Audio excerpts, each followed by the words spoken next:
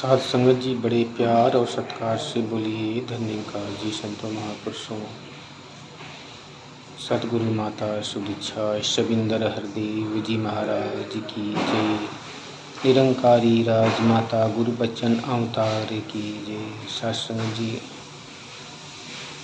आज बात करेंगे मानव के मृत्यु के बाद पिंडदान की। पिंडदान क्यों करना चाहिए। सत्संग जी हिंदू धर्म के अनुसार मृत्यु के उपरांत उनके परिवार के जन ब्राह्मणों के द्वारा नियमानुसार पिंडदान का कार्य होता है, क्योंकि बताया जाता है कि जो इंसान जीवन में अपने कोई अपराध किए होते हैं उनको सत्संग जी कष्ट भोगना पड़ता है किसी न किसी रूप में। तो उससे बचने के लिए एक पिंडदान को किया जाता है, ताकि उनके परिवार वाले जब भी करेंगे तो पिंडदान से उनकी जो मुक्ति हो जाएगी। ये सत्य क्या है और असत्य क्या है ये ठीक से कहा नहीं जा सकता। जो शास्त्रों में है वो लोग करते हैं और परंपरागत इसको निभाते आ रहे हैं, लेकिन शास्त्र में ये बात सोचने वाली इस पर है कि जब भी कोई परिवार के जन की मृत्यु होती है तो हम नियमानुसार सारे कार्य कर लेते हैं पिंडदान, और फिर इसके बाद हर साल इस कार्तिक मास के अमावस पक्ष में इस पितृ विसर्जन का कार्य करते हैं। फिर भी सत्संग जी देखा गया है कई घरों में कि लोग कहते हैं कि हमारे जो मृतक लोग हैं वो तड़प रहे हैं। जब किसी तांत्रिक के पास जाते हैं, किसी ऐसे भूत प्रेत के झाड़ने वाले के पास जब कोई जाते हैं तो वो तमाम बताता है कि जो तुमने पिंडदान किया था वो तो पाए ही नहीं, और वो भटक रहे हैं, उनकी आत्मा भटक रही है। अब इसी बंधन में परिवार वाले फंस के फिर से धन का खर्च करके अपना जीवन नरक बना लेते हैं और कोई लाभ नहीं होता। सत्संग जी इस अज्ञान का लोग नाजायज़ फ़ायदा उठाते हैं। सत्संग जी पिंडदान शब्द एक पंजाबी भाषा का शब्द है। पिंड का मतलब होता है शरीर से, घर से, जिसका मतलब होता है घर। तो आत्मा का पिंडदान होता है। तो आत्मा का घर जो है 5 तत्व की ये शरीर है।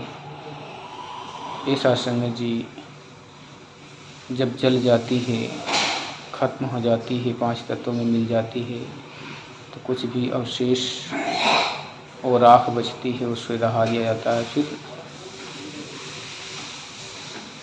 उस पिंड को बनाकर चावल के आटों का लोग शरीर के रूप में कहते हैं कि ये शरीर इसी रूप में बनेगी, तो इसी शरीर में बैठकर ये आत्मा आगे की सफ़र करेगी। सत्संग जी तो सत्संग जी आत्मा कब मरी, कहाँ गई, इसका कोई पता नहीं।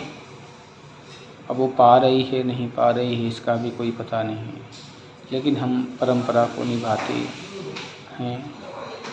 क्यों निभाते हैं ये भी पता नहीं, और इसका कष्ट भी भोगते हैं।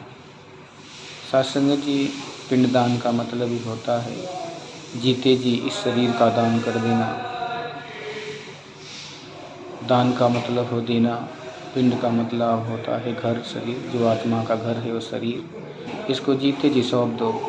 परमात्मा की है ये, परमात्मा की बनाई हुई वस्तु है, कहते हैं इसको सौंप दो। सतगुरु बाबा पहले ही वचन में इसे बताते हैं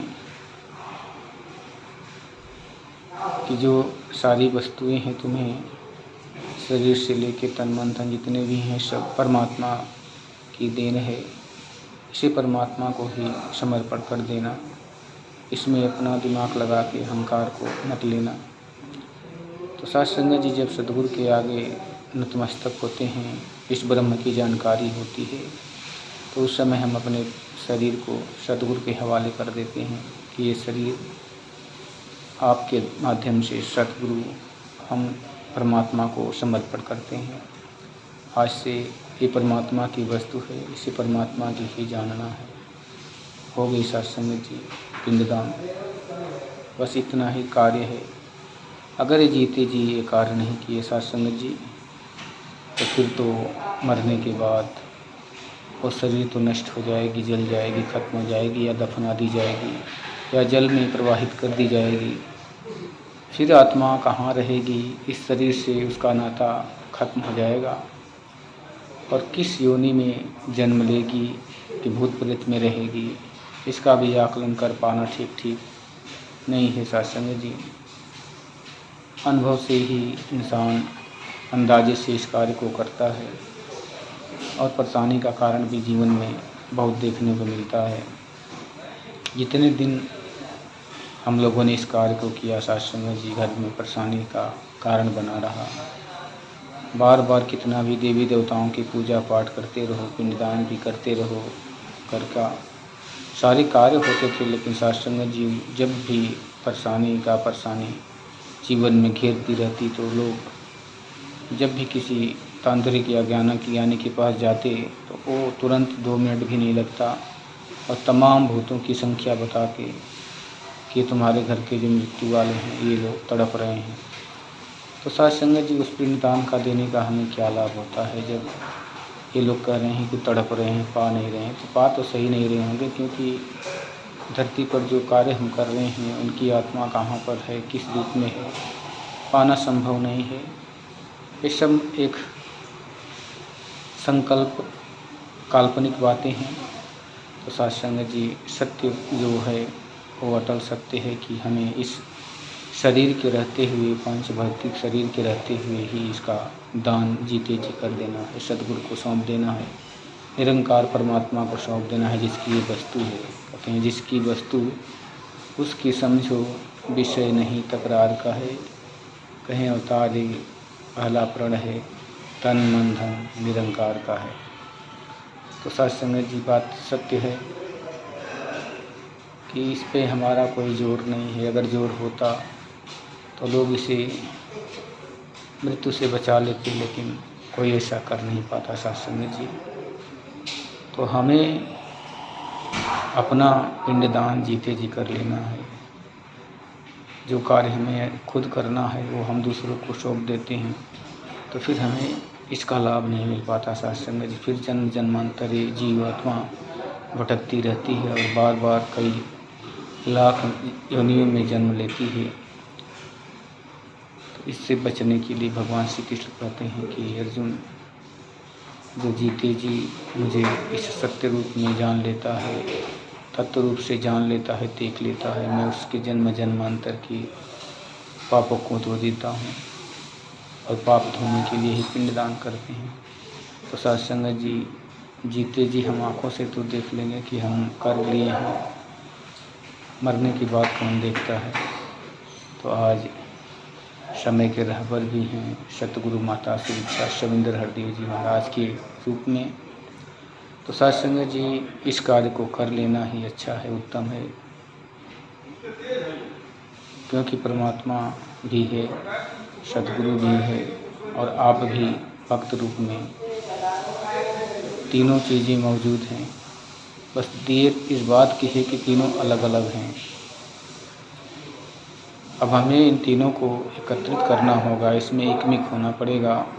तो हमें संतों से इसका भेद पूछना होगा, इसका पता पूछना होगा।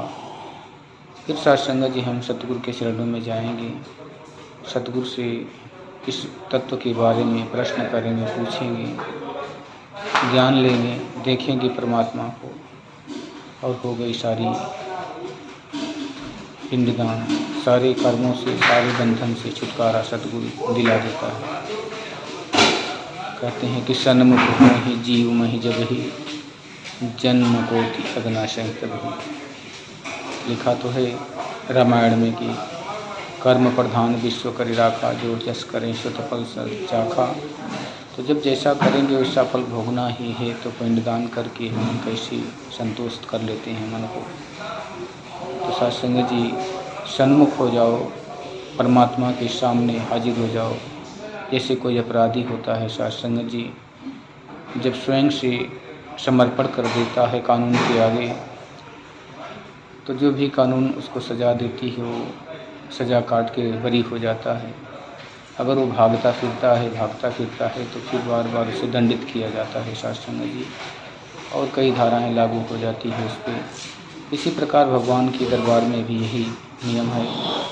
अगर इंसान इनके चरणों में समर्पण नहीं किया जीते जी मानव जन्म में, तो कई जन्मों तक दंड भोगना पड़ेगा। इस 84 लाख की जेल परमात्मा की जेल है, बहुत बड़ी जेल, जिसमें कई बड़ी बड़ी दीवारें हैं, बंधन हैं, हथकड़ियाँ हैं। ये आत्मा इसमें फंसकर तड़पती, हुंकार भरती हुई, रोती चिल्लाती कराहती हुई, फिर कब मिलेगा ये मानव जन्म, कब ये अवसर आएगा सुंदर, जिसमें हम अपने मन से जो इच्छा हो खा सकते हैं, जो इच्छा हो बोल सकते हैं, जो हाँ इच्छा हो घूम सकते हैं। इतना सुंदर जीवन शायद ही किसी का हो धरती पर। तो इतना सुंदर जीवन पाने के बाद भी अगर हम चूक जाएंगे साथ संगत जी, तो फिर क्या फ़ायदा है इतनी उत्तम योनि पाकर कि मानव जन्म है सबसे उत्तम श्रेणी, इसमें ही इसको जाना जा सकता है, इस राज को पाया जा सकता है, परमात्मा के भेद को जाना जा सकता है। तो जो भी इसका इच्छुक हैं जानने के, सतगुरु माता श्री इच्छा सविंदर हरदेव जी महाराज के चरणों में आके इसको जान सकते हैं। निरंकारी मिशन के हिसाब से इसको देख सकते हैं और अपने जीवन को मुक्त और आज़ाद कर सकते हैं साथ संगत जी। तो दास अपनी वाणी को विराम देते हुए सभी के चरणों में बार बार क्षमा याचक है। जो भी त्रुटियाँ हों, जो शब्द आपको अच्छे न लगे हों, मन को सुकून ना देते हों, साथ संगत जी इस निरंकार में समर्पित कर देना। और अगर कोई बात है आपको जची हो तो उसको अपने हृदय में धारण कर लेना, मन के अंदर धारण करके इस कार्य को कर लेना साथ संगत जी। मृत्यु से पहले कहते हैं कि सांसों के थमने से पहले कौन है तो जान ले, आए इंसान यही है मौका ईश्वर को पहचान ले। अच्छे काम को आज ही कर ले, कर्म पर हर्ज भी छोड़ नहीं, कहे अवतार गुरु के दर से मुख को अपने मोड़ में। तो साथ संगत जी ये काम कर लेना है, अभी कर लेना है, कल पर नहीं छोड़ना। कल कल में बीते परसों, वर्षों में परसों में है बीते वर्षों, फिर ये पूरा ज़िंदगी बीत जाएगी, सांसें भी खत्म हो जाएगी। फिर हमें वही भूखे प्यासे तड़प कर भूत प्रेतों में योनियों में जाकर उस आटे के शरीर से मुक्ति पाने की आशा करना पड़ेगा। तो हम क्यों ना चलती फिरती शरीर से मुक्ति पाने की कृपा करें, जो चल रही है, बोल रही है, देख रही है, समझ रही है, सारे गुण इसके अंदर हैं। ऐसी मूर्ति को अगर पाकर भी हम अगर धन्य नहीं हुए तो फिर हमारे जीने का क्या लाभ है साथ संगत जी। मानव जन्मांतर की सीढ़ी फिसल गई तो बारी गई, कहीं अवतार समझ के प्राणी तेरी तुम्हारी सारी गई। बड़े प्यार और सत्कार से बोलिए धन्यकार जी।